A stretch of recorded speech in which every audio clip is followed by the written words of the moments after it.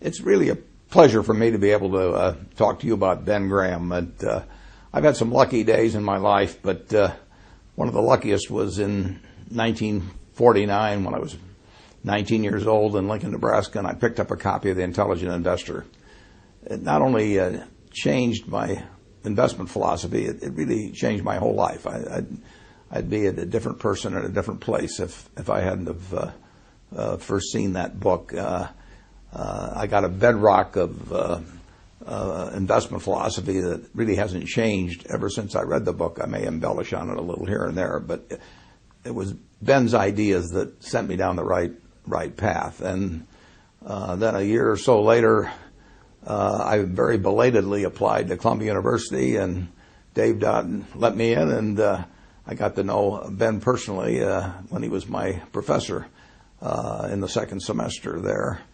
And when I finished up, of course, I said I'd go to work for him for nothing, and he said I was overpriced, and he probably was right.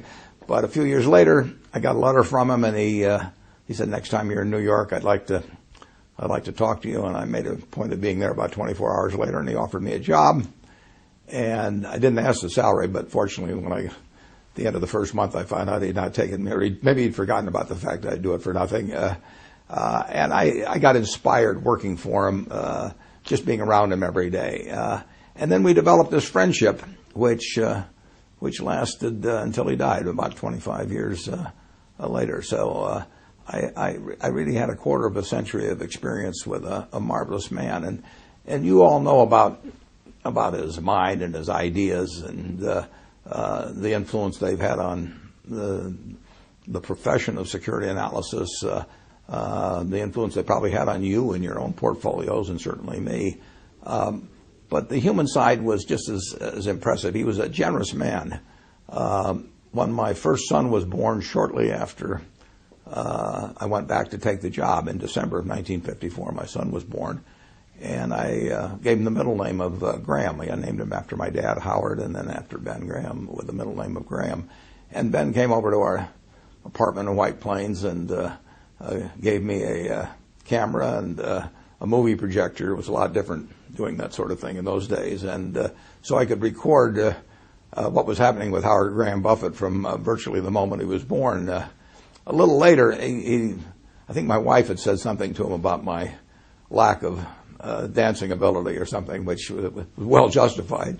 And Ben gave me a certificate for some free lessons at the Arthur Murray Dance Studio in White Plains. That may have been the worst investment he ever made. It was he did not get his money's worth when he did that. He moved out to California in 1956, and my family visited him time after time, and he was always encouraging.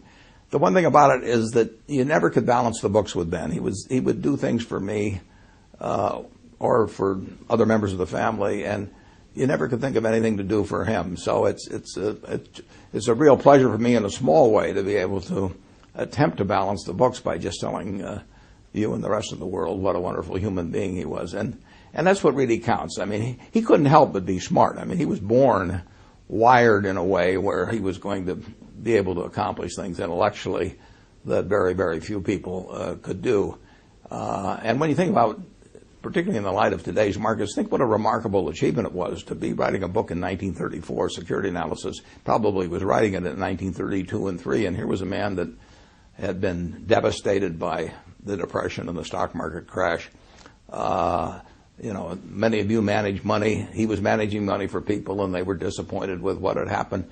But he could see far enough out in the future that he still turned out this marvelous book in a dispassionate, very rational way, and not overwhelmed by the events of the previous couple of years. But he wrote a book where 75 or so years later, we're still reading it to learn new things every day. So it was a marvelous intellectual achievement. But again, that he couldn't help that. He was born with that brain. He didn't have to be the wonderful human being he was. I mean, he could have behaved in an arrogant manner or had a tone of superiority because he had to know he was smarter than 99.99% of the people around him. But he wasn't that kind of a person at all. He treated all of us students came up to Columbia on a Thursday for 20 or 25 years just to help out a bunch of students that he might never see again, that weren't going to do anything for him. He was sharing knowledge that, in effect, was going to make them competitors. I bought some of the same stocks that Graham Newman was buying, his investment company, later on. I didn't buy them in very big quantities because they didn't have that kind of money. But he was creating competitors. It didn't bother him. He used current examples.